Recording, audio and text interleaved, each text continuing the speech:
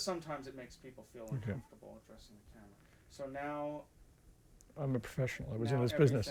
everything is Okay, you want to start again? everything's rolling. Everything's rolling. So yeah, I asked you about your parents' ancestry. Okay, I am pure Irish in the sense of both sides, and they both, intermarried with other immigrants, and I'm really the first generation American here. No, actually, I'm second generation. Excuse me. But on my mother's side, it's more illustrious, related to her, through her, to the O'Flahertys. And for instance, Oscar Wilde, his name is Oscar Fingal O'Flaherty Wilde, so he's one of the relative distant, quite remote, distant.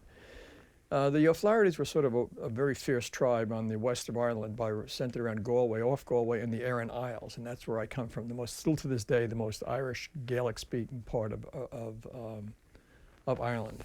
Though my coloring, red hair and blue eyes, shows that the Vikings came through there when they invaded. So I'm really, people take that kind of coloring for Irish. It's more, dark black hair, white skin, blue eyed. The most prominent O'Flahertys in the 20th century were two brothers, Liam O'Flaherty and Father Hugh O'Flaherty. Lamb became a novelist, a short story writer. His most famous novel is The Informer, which was made into a movie with Victor McLaglen. It's a classic. He was also one of the founders of the Irish Communist Party and took part in the uprising of 1916.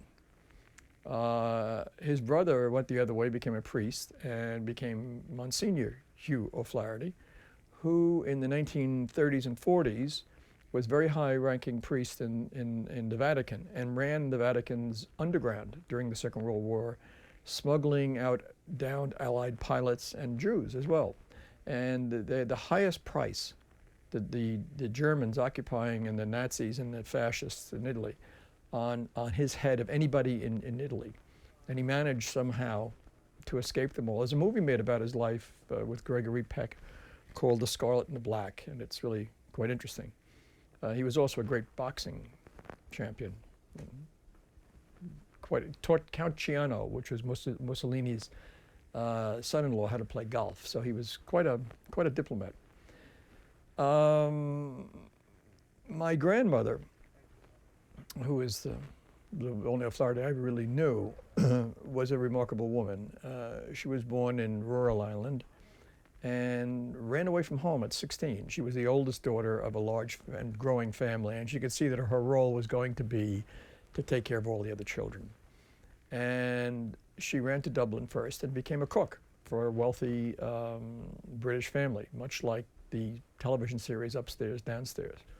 And at 18, by herself, alone, a young 18-year-old girl, took the ship from Kingston, Ireland, to New York, landing in 1888 during the famous blizzard of '88 in New York, which just stopped everything. That was your mom? That was my mother's grandmother, my mother's mother. Okay. And she married a guy who didn't turn out to be much. He came out to be an alcoholic, like some of the Irish do. And she owned property. And in my first memories of her as a little kid, seeing her down in Long Island City, she owned property, wearing long black dress. I think she was widowed at that point, which women would do in those Europeans, up on the roof, tarring the roof. And we always had to pry the properties away from her. And she went on, and she was never formally educated, and she loved to sit around and read dictionaries. She loved Franklin Delano Roosevelt. She had a big picture of that above her bed. And she was, I guess, a bit of a feminist too. She used to tell me that the priests were the ruin of Ireland. So she was unusual for her age. On my father's side, my grandfather was a civil engineer, which was unusual in those days among Irish immigrants. He wasn't a ditch digger. And he had two sons, my father and his brother, Bob. And my grandfather became quite wealthy at one point, owned most of Ditmars Boulevard in Astoria, real estate, but then lost it. My father was a boy genius type and became, all scholarships. Went to Regis High School, which is the Catholic school in scholarship school in New York, and where you had the passing grade was 90, and Latin and Greek were required. And he went on to become a lawyer, and then was a lawyer and a minor politician in Queens, and we did well. He was middle class, moved us into the middle class. We moved to Jackson Heights, where I grew up. Went to school in early days in St. Joan of Arc and some public school, and then we moved to Douglaston,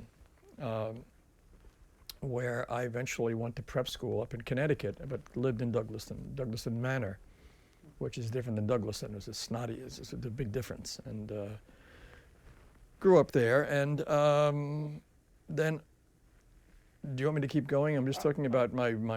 Well, I'm kind of curious. I mean, how old were you at that point when you grew up? Went to Douglaston Manor? I went to Douglaston. I think I was around 12, and I'd been growing up in Jackson Heights, and it was a real cultural divide because Jackson Heights we're very fashionable, walking around with zoot suits and that kind of stuff. Right. And all of a sudden, I was moved into a WASP neighborhood. Everyone's wearing white bucks and crew cuts, and they didn't like me. And so I was pushed to the outside, and I was a bit of an outsider, and I stayed that way. And was having trouble in school, so they sent me away to the Milford Prep School, where I went to school and finished. And then I sort of drifted around and, eventually found my way I studied music for a period of time. I would have liked to have been a pianist, but at that point it was too late because my muscles had developed and I hadn't really studied enough when I was young, though my mother was a pianist. And I wound up in Queens College, which I sort of fooled around with on and off. And then a girlfriend of mine went to France. She was up in Wellesley. So my grandmother had died and left me some money. I went to France too and lived there for a year. And 2 years, matter of fact. I lived there during a very interesting period, 1960, of the Algerian revolt, the Algerian Revolution. And the section of Paris that I lived in was the 9th arrondissement, which is the Arab Jewish communist quarter, the place that the right wing were blowing up. And if you see the Battle of Algiers, I was an 18-year-old boy living there, and they were blowing up cafes in my neighborhood, and I could hear gunfire at night. It was very romantic, coming from boring America. Right. And I fell in love with it, and I stayed there for a couple of years, and then I attended lectures at the Sorbonne, and then eventually, the draft was going on. I wound up in Vietnam. And I enlisted in the Navy rather than be in the Army because I didn't want to be in the Army, and I became a Navy journalist. And I was based on a ship for a while, based out of California. And we wound up in Vietnam. We wound up bombing Vietnam, and it was an aircraft carrier. And I would get off and on and do assignments. And eventually I was doing an So, that was quick. I just hate to have to, because now I have a cut. Everything's great. Okay, so now, how old were you when you joined the Navy? I was about 23, I think. I was older than most of the people in the Navy because I was being drafted. But you only got drafted for 2 years. But I said, screw you, no one's going to draft me. I'll show you. So I enlisted for 4 years. It's better in some ways because you get trained and the food's better and they take better care of you. I mean, you really can't, you can complain and bitch a little bit, but after a while when you realize you signed the papers, no one put a gun to your head. So when you when you don't like it, you always had to remember that. But I was doing stories, I was on an aircraft carrier for a while, and I got trained through the Navy journalism school, which really has helped me all my life because it was set up during the Second World War to train journalists. It was very, very good, very thorough. We'd do everything from how to make paper. And I was very much in the photography end of it for a long time. I thought I was going to be a photographer, Navy photographer, but I turned to be a journalist.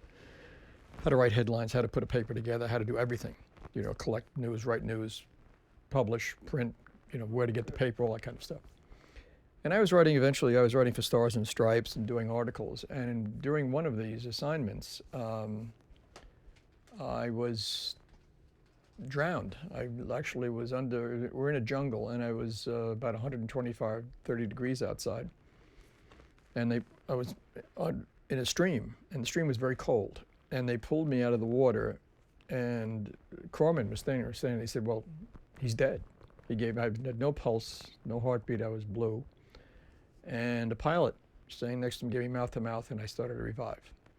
Now, what happens in those cases, if very, very lucky, is when you go from a very hot medium into a cold medium, suddenly it sets off a hibernation mechanism for some people, as it did with me. I had some brain damage, but it's like lack of oxygen to the brain. So I had a series of 3 grand mal seizures, and that got me out of the Navy. I got sent home to the hospital nearest my home, St. Albans. And while I was there, I started going out and going home. And I met a woman named Evelyn, who was recently widowed. And she was the sister of a friend of mine's wife, John McMahon. And we started dating, and that was the, beginning, and obviously fell in love right away, but she had 3 kids, which, I'm a single guy, never been married, scared to death out of me. So we get on and on. And finally I get to the final point. I said, I give up. And we got married. We didn't get married, we sort of moved in together. That's what we did. In those days, you didn't get married, it was bourgeois, When I think back on it, I probably used that because I thought I had the door open, I could always leave. I was fooling myself, but I wasn't going anywhere. And then eventually, years later, it's funny, I just talked about the marriage part of it. I got a job at the United Nations, and we had to, the United Nations, because it has people from all walks of life and faiths and all that kind of stuff, and people with multiple wives, only will give retirement benefits or death benefits to one wife. So you have to produce a marriage certificate. So we had to run down to City Hall and get married. It was really awful and come running back after 18 years of living together. And then eventually, another 10 years or 15 years later, we got married in a religious ceremony. It was a Buddhist ceremony. It was a lot of fun, and all the family was there, and it was very enjoyable. So that's where we are. As a job, because of the training I got as a journalist, I worked in public relations, and then eventually I was writing for the New York Times for a while on a freelance basis, more or less, as a stringer. And I finished my degrees. I got a master's degree from Queens College in English language, actually. And I taught for a while. But I liked journalism better. I liked living by my wits. Didn't really like teaching. I always thought I was going to like it, and I didn't. And then the job came up, offered to someone as a public relations, a spokesperson for the United Nations Population Fund, which is the section of the UN which does international family planning. And I got that job. And I spent a good 15 years there, and it was an unbelievable education. I traveled all over the world. I mean, I got to go places that most Americans never get to see. Some of them pretty horrible, but I'm glad I was there and glad I saw them. So I was very lucky. I've been a lucky person. Lucky I found Evelyn, my wife, and my family, and lucky that I found jobs like that. And I really think I've been lucky all my life. There's no doubt about it when I look back on it. I'm just lucky. You passed it on to me. Huh? Your adolescence, you met, where did you meet John McMahon? John and I grew up together. John was right up the street from me. When I moved to Douglaston, John was 2 blocks away. John and Roger. Douglaston Manor? Douglaston Manor, oh yeah. Oh, okay. We used to go to for a while I went to, what was the name of it? There's some Catholic school out there we went to on the same bus. You almost said St. Vincent or something. St. Aloysius or something. I forget the name of it. Gotcha. It really made a deep impression on me, as you can see. And another thing that I should mention in the way of being lucky, which I didn't, is that my mother was an alcoholic and died and my father's brother was an alcoholic. And alcoholism runs in families. It descends then in the families. And my mother's father was an alcoholic. So I started to drink very early, and I was drinking alcohol. I was an alcoholic. And what I did, I found that I said that, well, I'm an artist. So I was off the hook. I wasn't responsible, no matter what I did as part of the book, And all the writers I liked were like guys like that, who I now realize were even more heroic because, in spite of all the rest, their personal screw-ups, they still managed to write, which I never did. So one day, out of the blue, I'm the last person in the world I ever thought I would do this. I was an intellectual. I was a wise ass. I knew everything. I could destroy any philosophical system in 10 minutes. I started getting paranoid. There's, I guess, alcoholic paranoia. Starting to get into some trouble. I got one drunk driving ticket or something like that, but that was.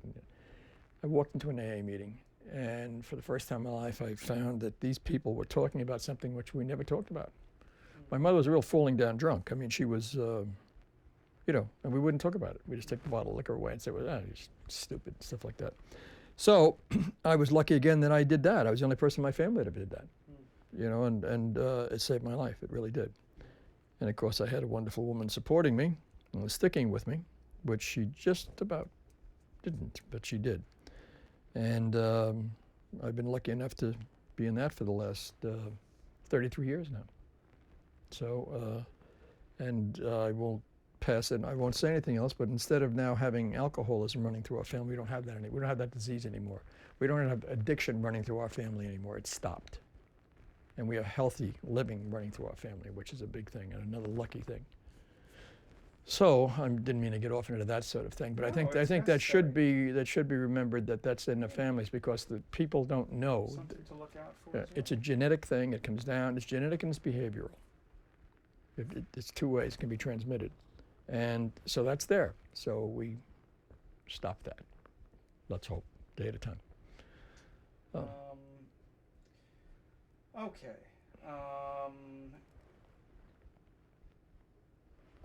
Discipline in the family. How do you feel about discipline in the family? Well, I don't know what you mean.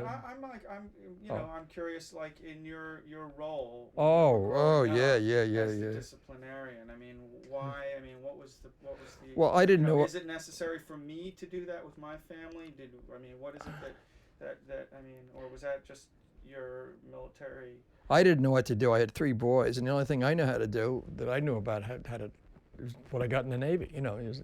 You do this and you clean your room up, stuff like that. That's all I did. I didn't know what to do. But one thing I did, which I didn't tell any of the kids, was at 18, we said, okay, they're on their own, but don't tell them.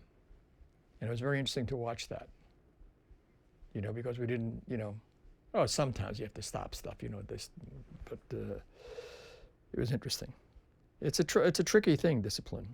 It's, I don't know what I'd do about it now. I see people with young kids. I don't know how I could. I'm older. I'm getting cranky, so I don't know how I could handle that. But who knows? Who knows? Okay. What about what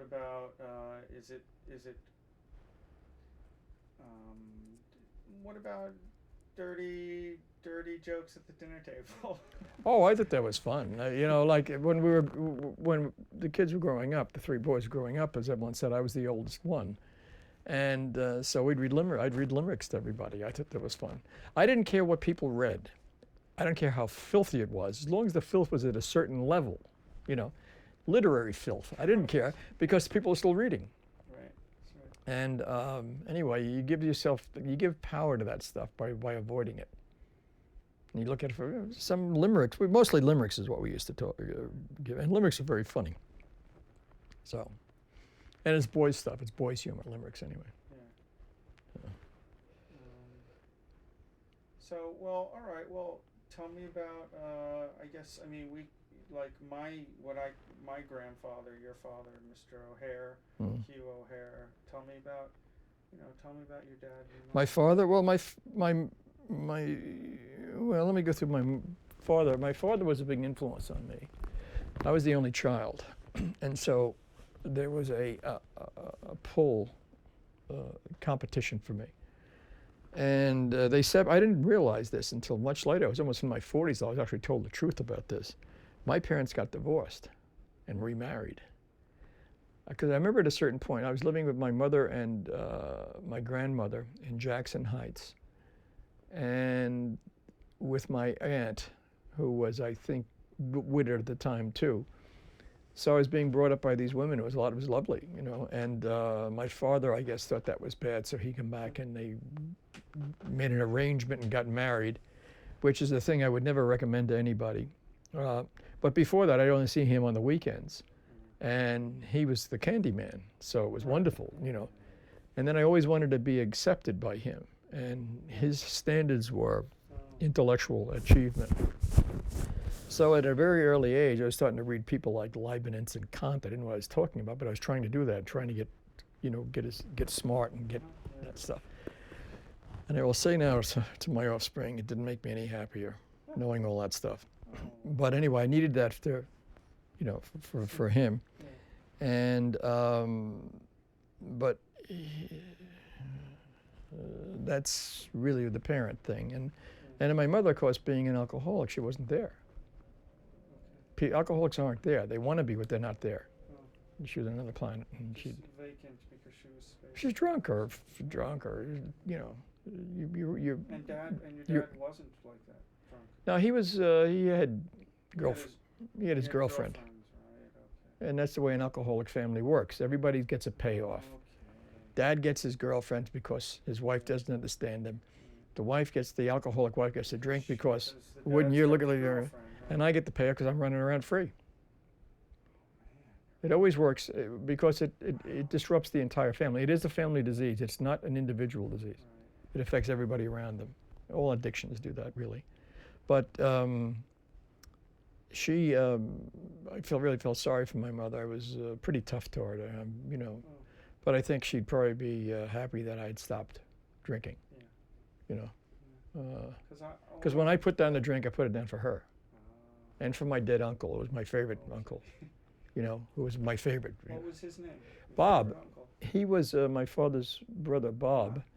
And he was almost like Dr. Doolittle. He was part of my family were dog breeders.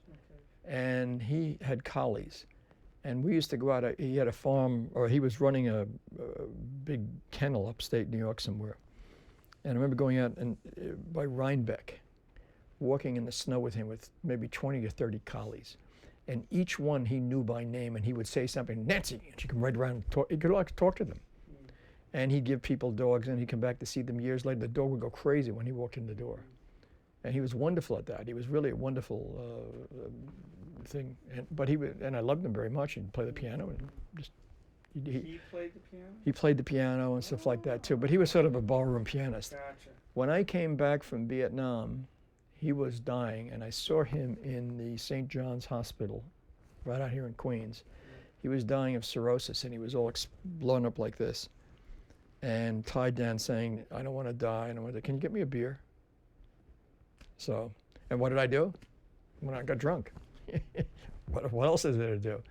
So I've sort of seen that's an awful, horrible way to die.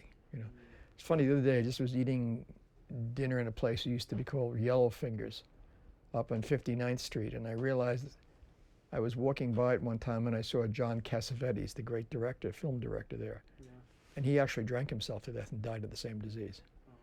I always liked Cassavetes, and I really feel sorry for that, anyone with that sort of stuff. So anyway, I didn't mean to get way off on that, but that's part of our history. But you know, that's something we should know. But there's a way to stop that. There's a way to get rid of those things. You know, it's not inevitable. You can do it. And right, because you know, my only memories of Grandma were her in bed with a machine, and she was constantly spitting into a tissue. Oh yes, she had she smoked and drank, and she developed cancer of the jaw. So they operated and cut out pretty much part of her tongue and her jaw, and put a trach tube. She could only feed herself. There's like a tube right into her stomach. Right. So she'd put food in like that, and she said put booze in too. Oh my gosh. Zoom right down. You've heard the stories about people smoking through a. Yeah. Well, she used to drink through it. Oh my, that's something. But listen, so tell me something about her. I mean, even though she was an alcoholic and you had this dysfunction, I mean, did she have was she the life of the party? Was she a good, did she have I mean, was she a funny person? Was Well, she she wanted to be. She an liked to. interesting person? She wanted to be play the piano and have fun and stuff like that. But She wanted to play. yeah, She played the she piano. played the piano. People would sing, but she. Okay. But I'm an alcoholic, so I know what she really, with the bottom of all that stuff is the Yeah. drink. Yeah. That's the bottom line. All that stuff is a structure because at the end of it you get a drink. So the point is, she didn't really relish playing her piano and this sort of thing. Well, she may have because that's part of it. I mean, Well, I'm only really what I'm fetching for finding out something. Nope, I'm rolling away here. Excuse me. People wonder, they say later, okay, why do I like to play the piano? Why do I Oh, it's like to because of do her. this? Like I think I had her piano, and like you, I used to lie there and listen. Yeah. Right. Actually, my father brought home a turntable, an early turntable when I was a kid, and he had two things on. He brought home somebody playing the Chopin etudes, and it blew me away. And I still to this day, I loved music. And he had Charles Lawton reading Moby Dick. So those are the two influences of my life, music and literature. And she played the piano. I'd listen to her play and stuff like that. And, but she was romantic in a way that alcoholics are. She wasn't realistic. So I have to watch that, amongst myself. And I'm very critical of that among artists and stuff like that who do that kind of stuff. Not artists, but writers. I see, but in a way, for me, I mean, there's lots of room for romancing about your achievements, not necessarily about your current goals, or say, I mean, there's nothing wrong with saying, hey, I did, that was great, this thing that I did. Although, I mean, that's not also very helpful. It doesn't necessarily help you, but. She was romantic about cause and effect. Yeah. She thought that she did this, the effect would be not what it was. When it's quite obvious that it wouldn't be, So it was just the three of you? Yeah. It was just the three of you. Yeah. And then so. And my grandmother really brought me up. My mother was really dysfunctional, so it was my grandmother who was my real mother. So that's the great grandma that you were basically Yeah. told me about. Yeah. And I realized that when I think back on it, it wasn't my father, which I thought it was. My roots go back through my grandmother into Lamb O'Flaherty and that kind of stuff. At least that's my romanticism of it. Right. It seems that I've acted out of those genes. That's part of the gene pool, and the other part. My father wanted me to have children, and I don't think he was very happy that I didn't. He seemed to like us. He liked you, but he still wanted to have someone, so then he could leave that the was money. A little Yeah. O'Hare. Yeah. I know that kind of stuff, which I think is, having worked now in population, I don't think that much of. That's what breeds Well, he had a overpopulation. son. Yeah, son but he was wanted a someone- grandson, but then he could work on the grandson, become the model that he wanted. He wanted me to become a lawyer and to join him in a law firm and to become a right-wing Irishman, that he But was. He was a right-wing guy? Yeah. But he was a lawyer, I guess, and you guys lived in the good part of town. He was a Democrat, but he was a bourgeois type. I mean, he was sort of like a Joe Lieberman type, Democrat. But He loved looking at Reagan. Looking at his book collection, I mean, he wasn't reading, paperback novels. Oh no, he was very well educated, and he put a big store on that because that was his card, that was his identity. Right. Okay. He was brilliant, so that became very important for him, and it became important for me to be like that, to get accepted. You battled him often on books and Well, meanings of words. Yeah, he was a lawyer. He liked to argue. Well, they like to get someone to argue with. Really, so lawyers are. They exercise their minds that way. In a way, I assumed that we would have to do that when we got older, watching you and your father have those conversations. No, there was. I sort of got a little bit of that. I thought maybe, this knowing these books and battling these words, and, that was something that was necessary. No, I kind of realize that they don't mean anything. They don't, really. So I mean, it's nice to have them, and I learned a lot of things reading and writing and stuff. You know, reading all those books was nice, lovely, but they're not necessary for happiness. They certainly didn't make me any happier. But you are happy. I'm pleasant, but I'm fairly comfortable. I mean, I have to do a lot of work on it. I learned how to meditate at a certain period, and that was a very big influence in my life. Again, stumbling onto that, which I never would have thought of. I couldn't take the God stuff in AA, so I saw the word meditation. I said, let's try that, and I got into Zen, which had been coming through when I was in the war during the Vietnam period in the 60s with the beats. But I got into the real stuff. It had really advanced at that point. It became my life, pretty much. And so I was lucky again, you know, like I say. I don't know why, don't deserve it, but I've been lucky. We have to pause here.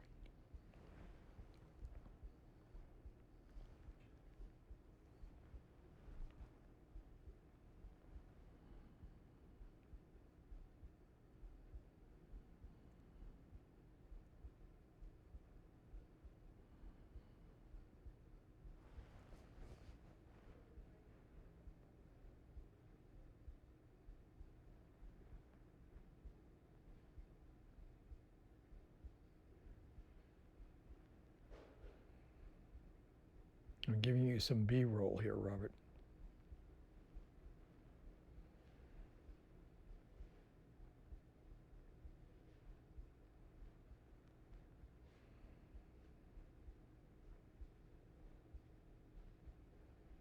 Here they come. Here comes Terry with my wonderful new little granddaughter. The flower. Fleur, we can call her in French. That's a nice name, Fleur. Fleur? Fleur, it's a woman's name in French. Oh. In English, too, they use it. I'll tell you something, Pop. I'm giving you a lot of B-roll here, Robert. Oh, this is perfect. Yeah. So, okay. Are we done? Yeah. You want more?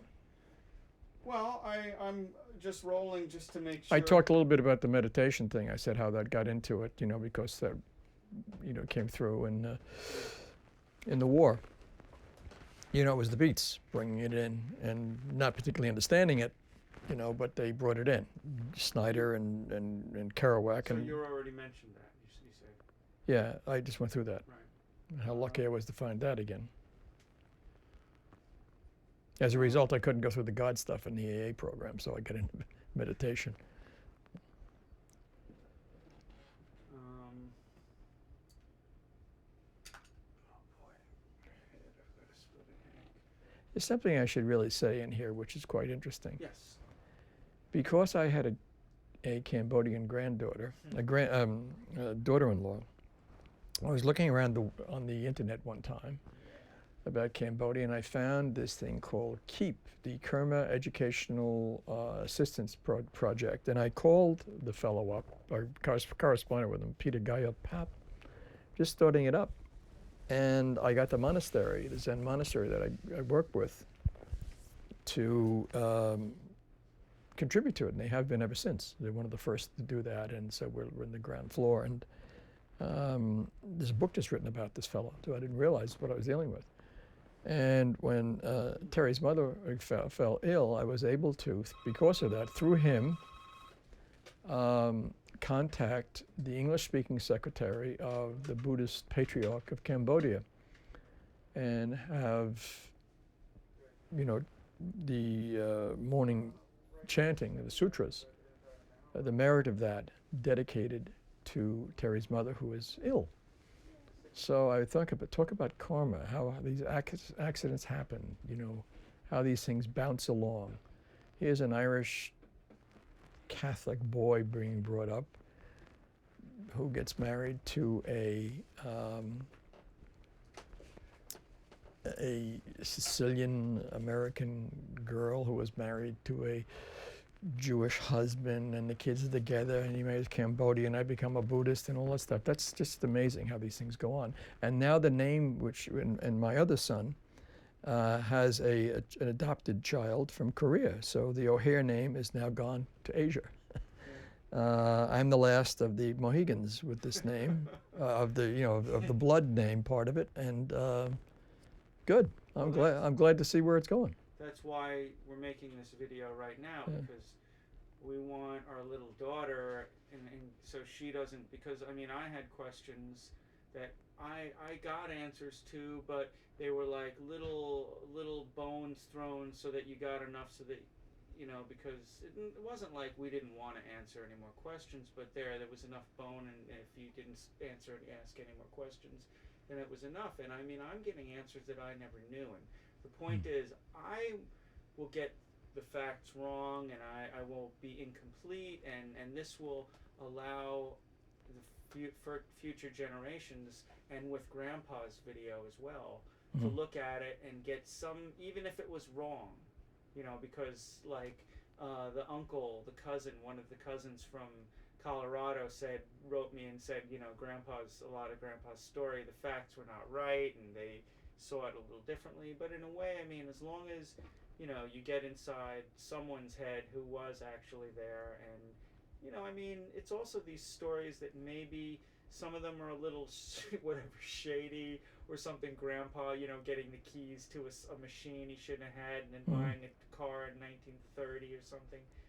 I mean, these are not, but later on, when you're a little older, it helps you see, a little bit about where you came from and why you have this name. And then, well, there's a Zen teacher of mine says, we have no way of knowing the millions of vectors of karma that are affecting us.